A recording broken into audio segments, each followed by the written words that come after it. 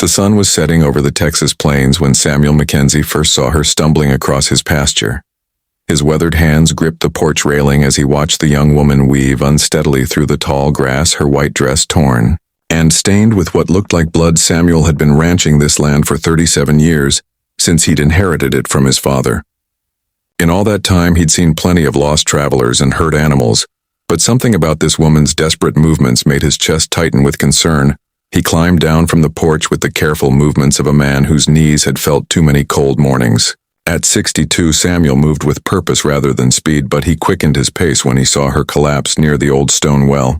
"Ma'am," he called out softly, not wanting to startle her. "Ma'am, are you hurt?" She looked up at him with eyes that held more pain than any person should carry. Her brown hair was matted against her face, and when she tried to speak, only a whisper emerged.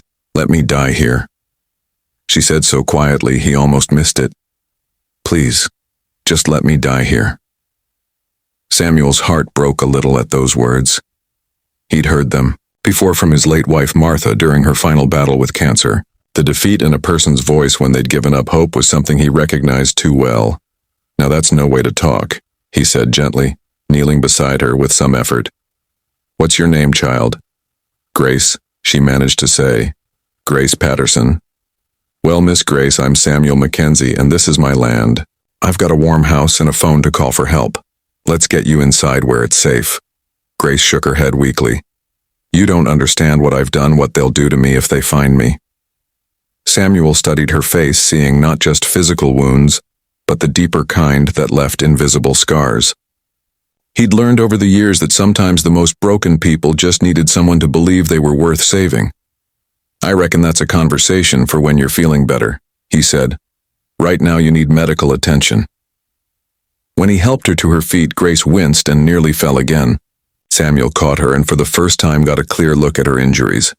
Her dress was indeed blood-stained, and her arms bore what looked like defensive wounds.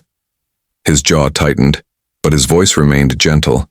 "Easy now," he murmured. "One step at a time."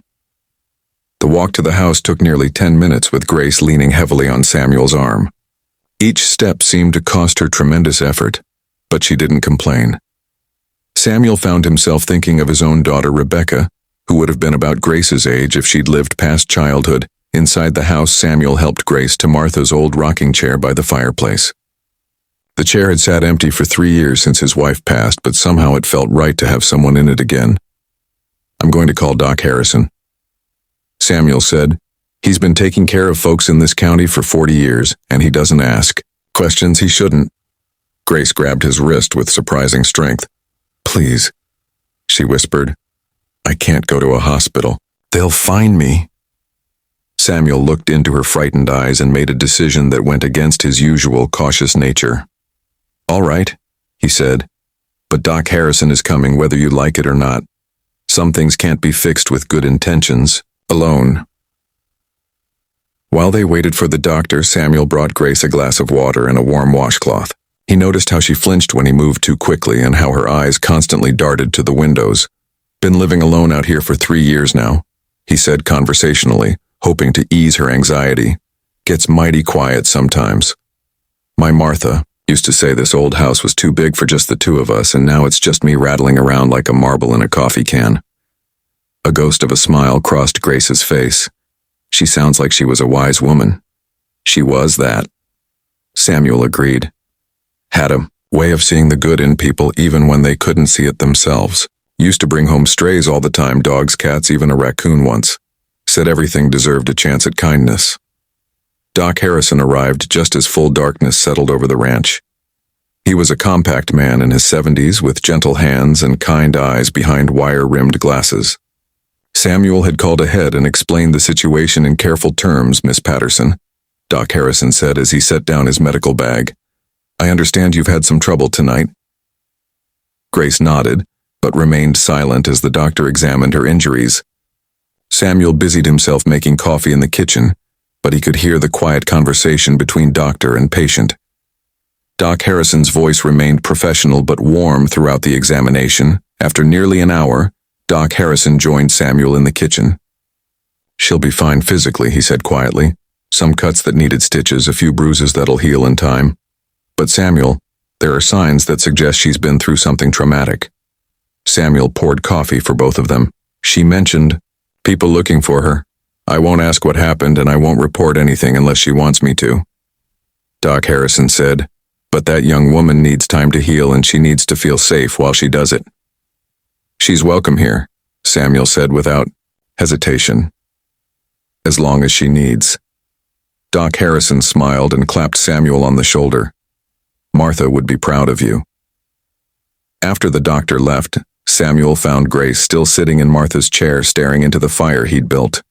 The flames cast dancing shadows across her face and for a moment she looked almost peaceful. Doc says you'll be fine in time, Samuel said, settling into his own chair across from her. Says you need rest and quiet. I don't have anywhere else to go. Grace admitted quietly. And I can't pay you for your kindness. Samuel waved dismissively.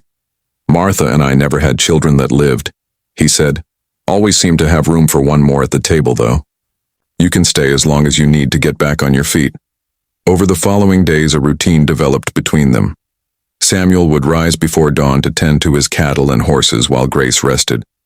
By the time he returned for lunch, she would have coffee ready and sometimes a simple meal prepared from whatever she could find in his pantry. They didn't talk much about her past, and Samuel didn't press for details.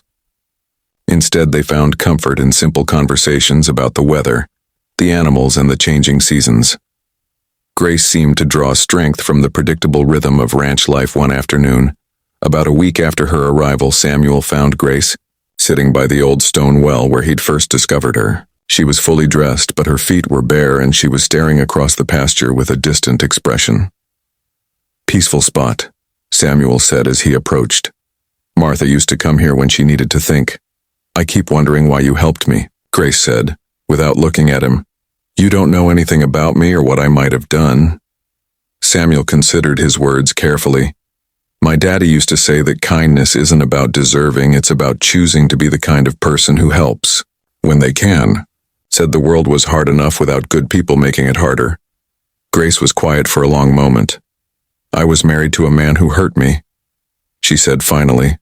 For 3 years I thought it was normal, thought I deserved it. The night you found me, I finally fought back. Samuel felt his hands clench into fists but kept his voice steady. You did what you had to do to survive. I don't know if he's alive or dead, Grace continued. I just ran and kept running until I couldn't run anymore. Sometimes, running is the bravest thing a person can do, Samuel said. Takes courage to leave everything you know even when it's hurting you. As the weeks passed, Grace began to take on more responsibilities around the ranch. She had a natural way with the animals, and Samuel found himself looking forward to her company during the long days. She was quietly intelligent with a dry sense of humor that reminded him of Martha one evening as they sat on the porch watching the sunset. Grace spoke about her childhood. My grandmother raised me after my parents died. She said she had a little farm in Oklahoma not much different from this place. Used to say that healing happens in quiet moments when you're not trying so hard to fix everything. Sounds like another wise woman, Samuel observed. She would have liked you, Grace said with a small smile. Always said the measure of a man wasn't in his words but in what he did when nobody was watching. That night Samuel lay awake thinking about his life and the unexpected turn it had taken. For 3 years he'd been going through the motions of living, existing, rather than truly being alive. Grace's presence had awakened something in him that he'd thought had died with Martha. A month after Grace's arrival, Samuel was surprised by a visit from Sheriff Robert Chen. They'd known each other for 15 years, and Robert had always been a fair man who understood that sometimes the law and justice weren't the same thing. Samuel, Robert said, as they sat on the porch. I've got some news about a situation up in Colorado. A man named Derek Patterson was found dead in his home about 6 weeks ago. Looks like there was a struggle. Samuel kept his expression neutral. That's so. Thing is, his wife Grace has been missing since that night. Some folks think she might have been taken, but others think she might have run. There's been some talk about what kind of man Derek Patterson was. What kind of talk, Samuel asked. The kind that makes a sheriff understand why a woman might need to disappear for a while, Robert said meaningfully. The kind that makes him not Look too hard if she's found somewhere safe. Samuel met his old friend's eyes. Hypothetically speaking, if such a woman existed and if she was healing from whatever happened, what would you suggest? Hypothetically, I'd S.